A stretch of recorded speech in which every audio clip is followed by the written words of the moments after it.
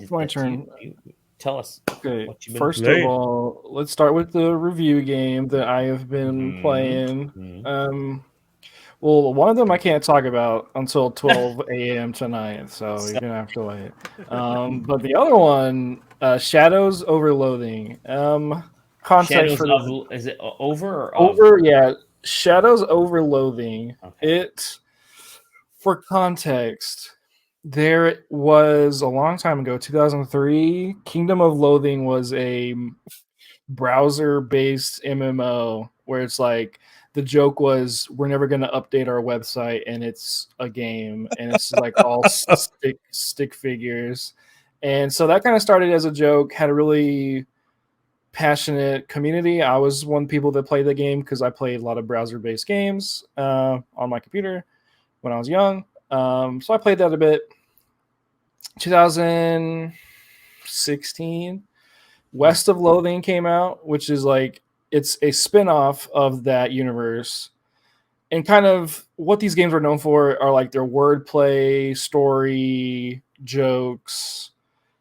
It's just I don't think they're British, but it feels British, like that kind of witticism humor.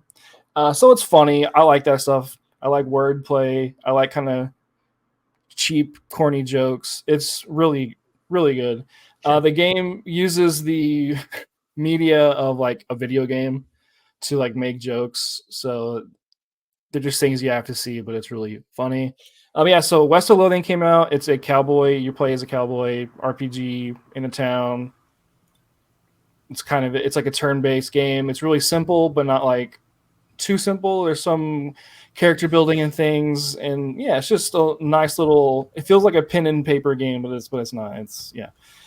So Yeah. that yeah, show us some of that. Show us some of them graphics, Dolly. There we go. There we go. This new one is inherently more interesting to me because it's like you're a paranormal investigator and You already got me, man. cosmic horror and yeah, it's just really funny. I You find cursed items and you like bring them to a like a cursed humidifier machine and you go inside them items and you Decurse them. Decurse them. Yeah, like I found a cursed fedora and I brought it to the machine and I figured out what was making this item mad. I went and it's like a bunch of trees wearing fedoras that got killed by a lumberjack, whatever. Like, yeah, it's just really fun. And yeah, they're really simple games. Like the stat management, there's stats. Like it's not like it's like a hard, but there's still like stats to look at and manage. Like whimsy, mysticism, muscle, something Is else. it an adventure game? Has it got RPG-ness to it? It's so it's a side-scrolling RPG. So I mean, it's kind of like Paper Mario. You kind of think of it like that. I don't think of it like that. It's like Paper Mario a lot now that I think about it. Yeah, it's love it. I love it. It's just really funny. There are times in the dialogue where you're talking to yourself and you like have to count and you just keep counting forever and ever.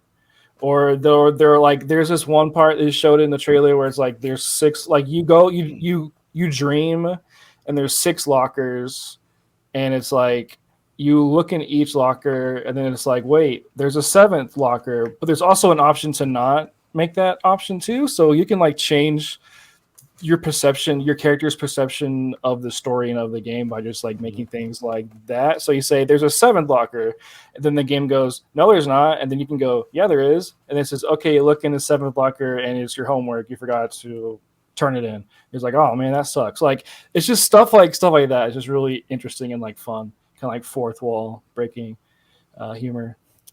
Yeah. So the inherent plot hook is you're a paranormal investigator.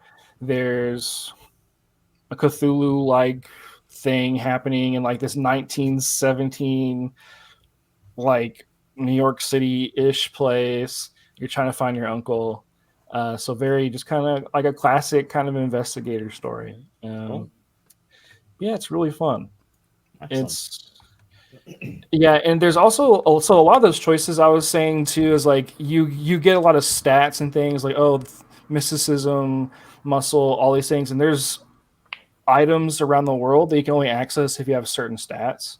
So there's a lot of like, oh yeah, at the very beginning of the game, there's this thing. I want to go back to that. So there's a lot of traveling around, exploring, lots of stuff to do. Your decisions kind of influence the rest of the game in really fun ways. There's multiple endings.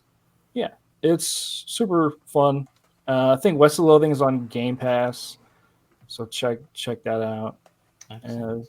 They're very unique games. Look forward to your review.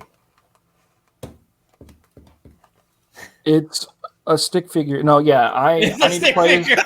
I love it. Yeah, no, I've played West of Loathing. I beat it whenever it came out in 2017. I just need to play and beat this one. It's on my list, but cool. It's and they surprise dropped it, which I thought was actually kind of funny. Yeah. Like, oh hey, by the way, 5 years, 6 years later, whatever. Yeah, it's like 5 years of them being quiet, and they're like, "Hey, here's a new one." Yeah. I always love the aesthetics of this, just because it was so basic. Cool. Yeah, there's just one part where you go into like a journal, like you go into like a newspaper printer.